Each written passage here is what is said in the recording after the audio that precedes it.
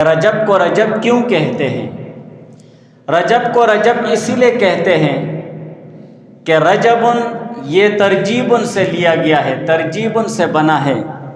اور ترجیب کے اپنے معنی ہیں تعظیم اور تکریم کے، اور رجب کے ساتھ ایک لفظ مرجبن کا بھی لگا کر استعمال کیا جاتا ہے،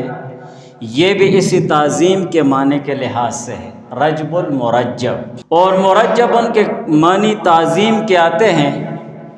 اور رجب کے ساتھ ایک لفظ اور بھی ملایا جاتا ہے مضورن، لفظ مضور کا اضافہ کیا جاتا ہے، اور حقیقت اس کی یہ ہے کہ عرب کے قبیلوں میں سے ایک قبیلہ ہے مضور، اس قبیلے کا نام ہے،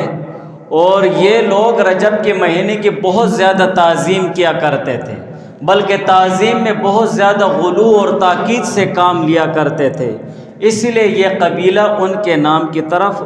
منسوب ہو گیا اور ان کے نام کے ساتھ مشہور ہو گیا۔ یہ مہینہ رجب مضورن کہا جانے لگا،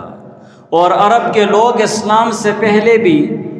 اس مہینے کی تعظیم کرتے، اس لیے اس کو رجب کہا جاتا ہے۔ بعض علماء حضرات فرماتے ہیں کہ رجب کے معنی ہیں اللہ تعالیٰ سے ڈرنے کے، ڈرنے کے معنی میں آتے ہیں، اور اس معنی کے اعتبار سے اس مہینے کے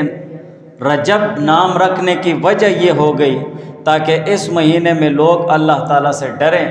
اور خوف کریں، اور اس مہینے میں ہر قسم کی لڑائی